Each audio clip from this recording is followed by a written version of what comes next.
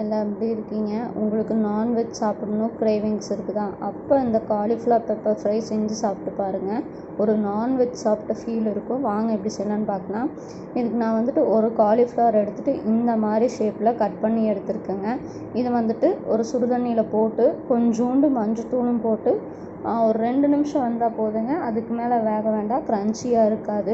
வேக வச்சு ஒரு பிளேட்டில் தனியாக எடுத்து ஒரு ஓரமாக வச்சிடலாங்க. இப்போ இதுக்கு மேரினேஷன் பண்ணுறதுக்கு என்னென்ன தேவைன்னா, ஒரு 4 ஸ்பூன் வந்துட்டு மைதா மாவுங்க, அது கூடயே 2 ஸ்பூன் கார்ன்ஃப்ளவரு, ஒரு அரை ஸ்பூன் இஞ்சி பூண்டு பேஸ்ட்டு, ஒரு ஸ்பூன் மிளகாத்தூள், ஒரு அரை ஸ்பூன் வந்துட்டு தேவையான அளவு சால்ட்டு. நீங்கள் சால்ட் பார்த்து அட்ஜஸ்ட் பண்ணிக்கோங்க. இது கூடயே வந்துட்டு கொத்தமல்லி தழை கொஞ்சோண்டு பொடியாக நறுக்குனது, தண்ணி ஊற்றி இந்த மாதிரி கன்சிஸ்டன்சியில் மிக்ஸ் பண்ணிவிட்டு காலிஃப்ளவரையும் போட்டுட்டு நல்லா மிக்ஸ் பண்ணுங்கள். கடைசியில் ஒரு 2 ஸ்பூன் கடலை மாவும் போட்டுட்டு நல்லா மிக்ஸ் பண்ணி ஒரு அரை மணி நேரம் ஊறட்டுங்க. இப்போ இதுக்கு மசாலா தேவை, அதை அரைச்சிக்கலாங்க.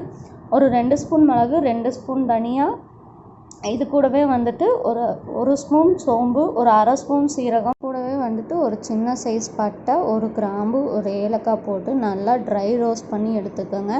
கரிஞ்சிடக்கூடாதுங்க. மிதமான சூட்டில் நல்லா வறுத்து எடுத்துக்கோங்க. இதோட அரோமா வந்ததும் இதை அடுப்பு ஆஃப் பண்ணிவிட்டு ஒரு கொஞ்சம் நேரம் ஆற வச்சு எடுத்துக்கலாங்க. இப்போ வந்துட்டு ஆற வச்சது வந்துட்டு நம்ம ஒரு மிக்ஸி ஜாரில் போட்டு எடுத்துக்கலாம். மிக்ஸி ஜாரில் போட்டு எடுத்துகிட்டு ஒரு ஃபைன் பவுடராக அரைச்சி எடுத்துக்கலாங்க.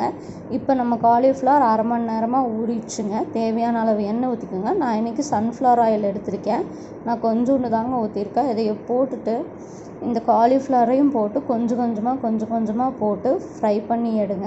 ரொம்ப அதிக குவான்டிட்டி போட்டுறாதீங்க, வேகாது. கொஞ்சமாக போட்டுட்டு நல்லா ஃப்ரை பண்ணி எடுங்க. அந்த காலிஃப்ளவர் வெந்து வந்த ஸ்டேஜ் எப்படி தெரியும்னா, எண்ணெய் வந்து கொதி அடங்கி இருக்குங்க. இந்த மாதிரி ஸ்டேஜ் வந்ததும் நம்மளோட காலிஃப்ளவரை எடுத்து வெளியில் வச்சிடலாங்க.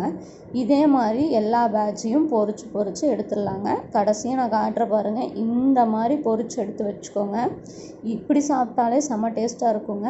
வாங்க இதுக்கு மசாலா ப்ரிப்பேர் பண்ணலாம். ஒரு கடாய் எடுத்துக்கோங்க. நான் காலிஃப்ளவர் பொரிச்ச எண்ணெயிலேயே வந்துட்டு ஒரு 2 பெரிய வெங்காயம், அந்த கேரட் துருவலை வந்து நல்லா துருவி வச்சுருக்கேங்க, அதையும் போட்டுட்டு நல்லா வதக்குங்க. வெங்காயம் இந்த பதம் வந்ததும் இது கூடவே வந்துட்டு கொஞ்சோண்டு கருவேப்பிலை போட்டுக்கோங்க வாசனைக்காக. இது கூடயே வந்துட்டு ஒரு அரை ஸ்பூன் இஞ்சி பூண்டு பேஸ்ட்டும் போட்டுட்டு நல்லா வதக்குங்க.